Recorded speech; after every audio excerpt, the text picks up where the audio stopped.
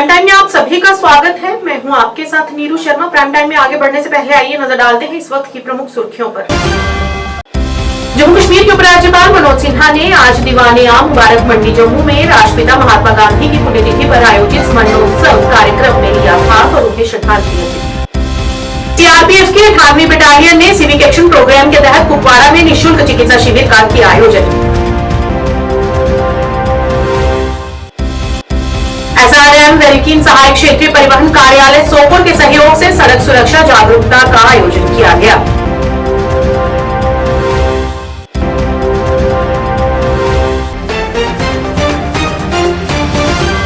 अब समाचार विस्तार से।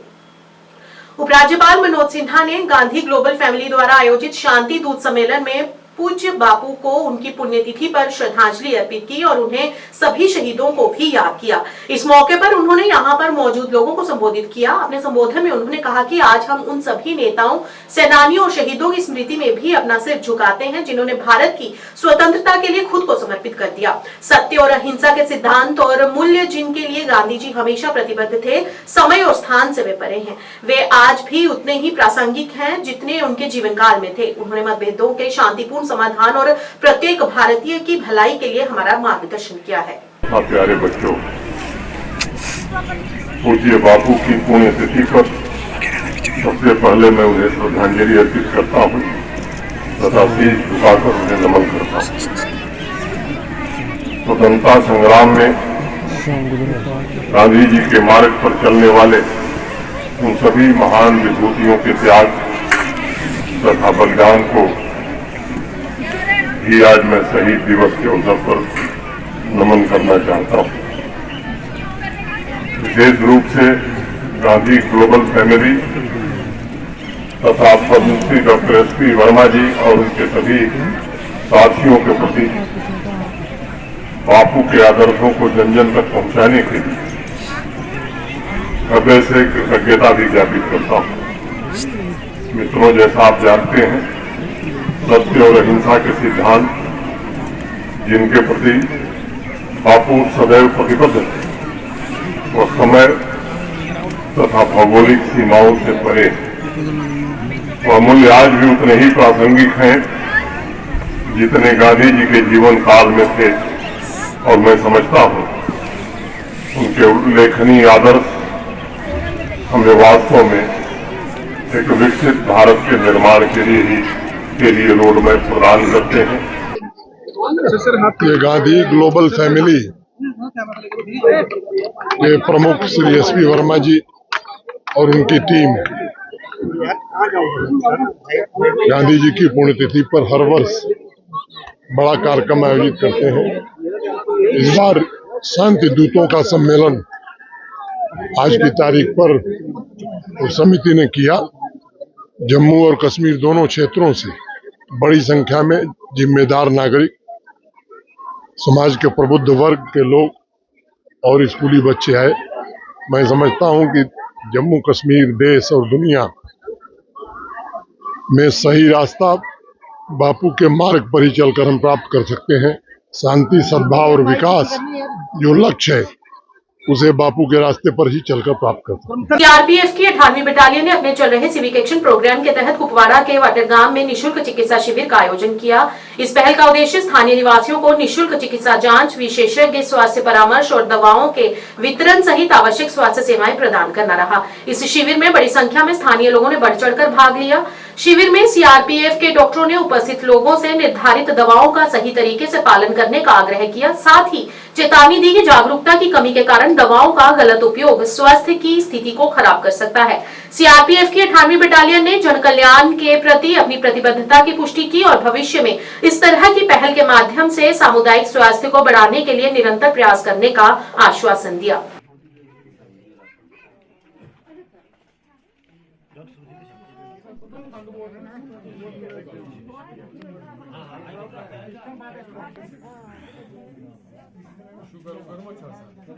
मैंने जो और ये सारे जो है और जो लिकोरिया के बहुत सारे पेशेंट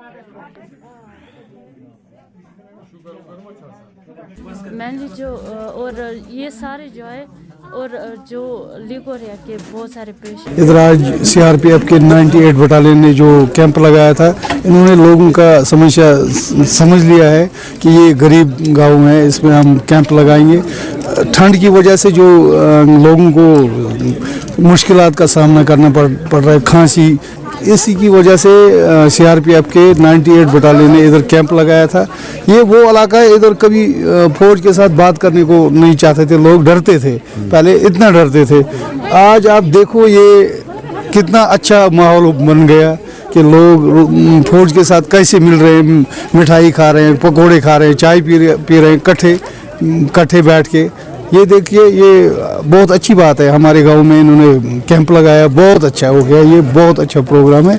हम सोच रहे हैं कि आगे हर गांव में, हर गरीब गांव में ऐसे ही लगना चाहिए, चाहे 98 बटालियन हो, चाहे कोई भी फौज हो, ऐसे लगना चाहिए। जो पीछे गाँव इलाके हैं उनमें भी लगना चाहिए, जैसे हमारे ये गाँव में लगा, हर गाँव में लगना चाहिए। तो आप देख रहे हो इस गाँव में फ्री मेडिकल जब लगा तभी तो इतनी भीड़ लगी है ना। लोग ऐसे थोड़ी है, अगर मुफ्त दवाएं मिली है, अगर हम प्राइवेट डॉक्टरों की बात करें या हॉस्पिटलों की बात करें, वहाँ पे कितनी भीड़ लगी रहती है। अगर सुबह निकलता है घर से बंदा, उसको पूरा दिन टूट जाता है वहाँ। यहाँ देखो आप, जब इनको लोगों को लगा कि यहाँ फ्री मिल रहा है तभी तो इतनी भीड़ लगी है। ये बुजुर्ग बैठे हैं, ये अपनी माताएँ बहनें बैठी है, सबको लगा कि इधर फ्री मिल रहा है, इसलिए इतनी भीड़ लगी है। 98 बटालियन सीआरपीएफ वाइन की तरफ से ऑर्गेनाइज हुआ। इस कैंप को अच्छा खासा सपोर्ट मिला लोगों का। बहुत सिविलियन आए, स्पेशली फीमेल्स आए, बुज़ुर्ग आए। तो जिसके जो मेडिकल इश्यूज़ थे वो हमने रिजॉल्व किए, चेकअप किया, फ्री मेडिसिन दी और एडवाइस किया कि फर्दर हम क्या कर सकते हैं। अगर किसी को कोई हेल्थ इशू है तो उसको कैसे ठीक कर सकते हैं। ओवरऑल लोगों का अच्छा सपोर्ट रहा, कैंप भी अच्छे से चला, मतलब इट वाज सक्सेसफुल कैंप। एक महत्वपूर्ण पहल में शाह रसूल मेमोरियल वेलकिन एजुकेशन ट्रस्ट स्कूल ने सहायक क्षेत्रीय परिवहन कार्यालय सोपोर के सहयोग से सड़क सुरक्षा पर एक जागरूकता कार्यक्रम का आयोजन किया।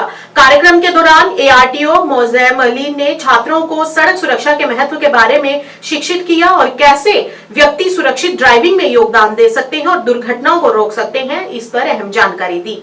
Start to realize what a friends for Surveillance Day. I was going through my feed, free to do whatever. And then the moon, the apple of her eyes, and now laying here on my deathbed. मैंने कहा इज्जत बोजन तो वुचन वालो आज करो इस तक एक मौजूद पर कथ इज्जत सानी very important road safety awareness and I feel honored to be a part of this program.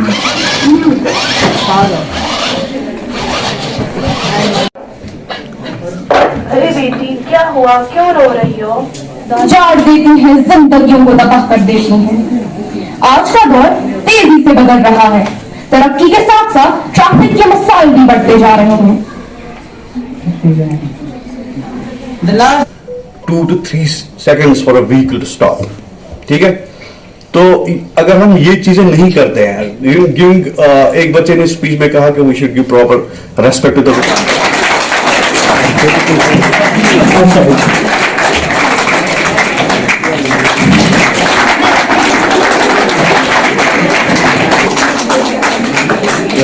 Basically जो हमारा road safety, national road safety month चल रहा है, जैसा कि आप जानते हैं, उसी सिलसिले में हमारी बहुत सारी रोड सेफ्टी एक्टिविटीज़ चल रही हैं पिछले 1 महीने से। Because we are reaching conclusion now, हमारा 31 जनवरी को हम कंक्लूड करने जा रहे हैं रोड सेफ्टी मंथ। तो इसी सिलसिले में हमारा इसमें हम रोपिन हमने किए हैं डिफरेंट स्कूल्स भी, ताकि हम स्टूडेंट्स को अवेयर कर पाए रिगार्डिंग रोड सेफ्टी में। बिकॉज हमारे पूरे देश का फ्यूचर हमारे स्टूडेंट्स है, कल जाके यही ड्राइवर्स होंगे। After few years they will be on the roads driving their cars. तो ताकि इनके जहन में आज से ही इनकलकेट हो जाए कि ट्रैफिक रूल्स क्या हैं, रोड सेफ्टी नॉर्म्स क्या हैं। कल जाके जब ये फिर लाइसेंस होल्डर्स बन जाएंगे रोड्स पे आएंगे गाड़ी चलाने, तो ये हमेशा वो ट्रैफिक रूल्स जहन में रख के उनको इम्प्लीमेंट करेंगे वाइल ड्राइविंग। और साथ में ये जो यहाँ से आज सीख के जाएंगे, ये घर पहुँच के अपने पेरेंट्स के साथ, सिबलिंग्स के साथ, दोस्तों के साथ डिस्कस करेंगे, तो उसका एक ज़्यादा ही एक इम्पैक्ट पड़ता है सोसाइटी पे। तो उससे बेसिकली जो हमारे जो most of the accidents they take place because of poor driving behaviour. तो उस बिहेवियर को चेंज करने के लिए we need to educate people, particularly drivers, road users.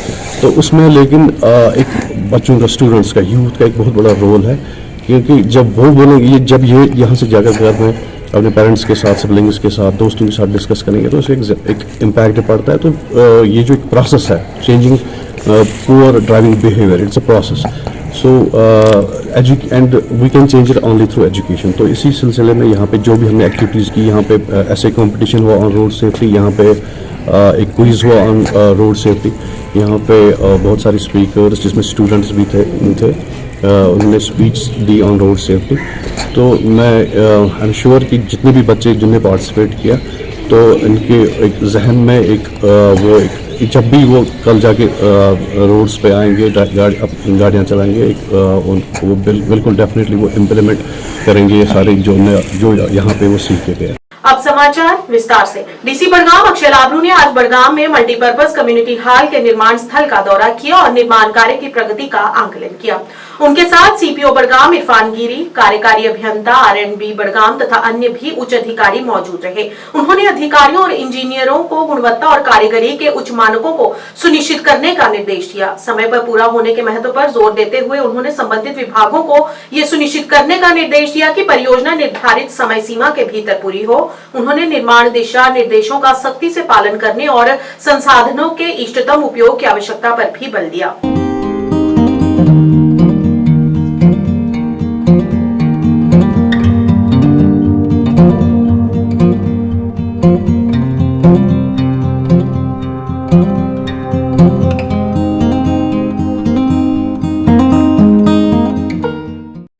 Party के अध्यक्ष शिबन अशाई ने आज मुख्यमंत्री पर निशाना साधते हुए कहा कि उमर अब्दुल्ला बीजेपी प्रवक्ता की तरह बोल रहे हैं। उन्होंने कहा कि 100 दिन बाद वह जनता के मुद्दों को भूल गए हैं। उमर अब्दुल्ला के पास इतनी शक्तियां हैं और वे अपना खुद की सत्ता के द्वंद्व के लिए पूरी तरह से तैयार हैं।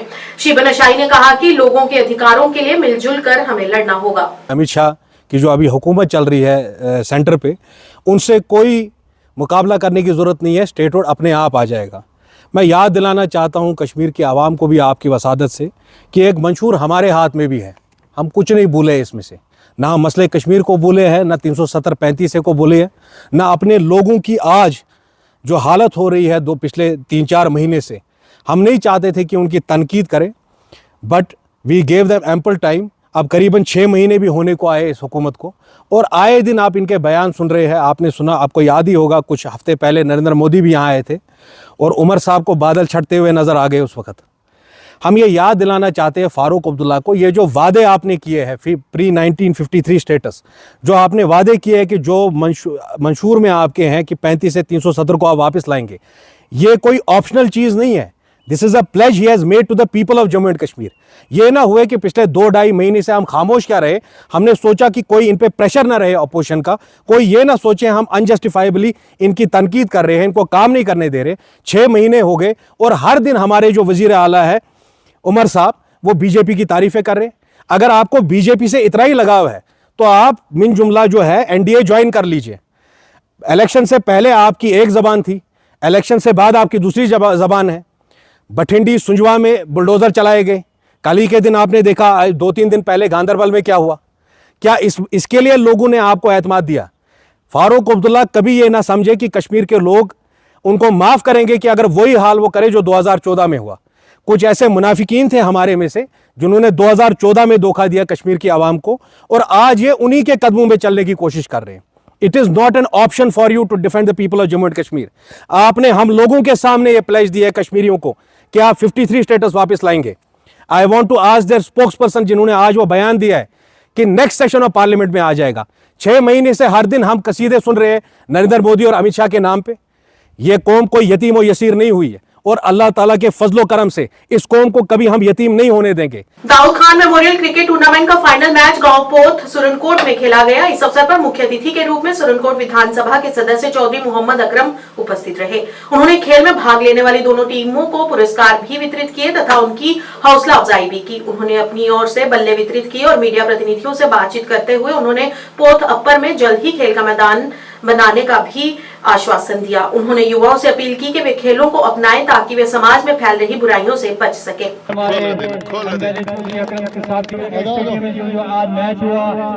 अच्छा हुआ, शुरू से लेकर आखिर तक ये टूर्नामेंट।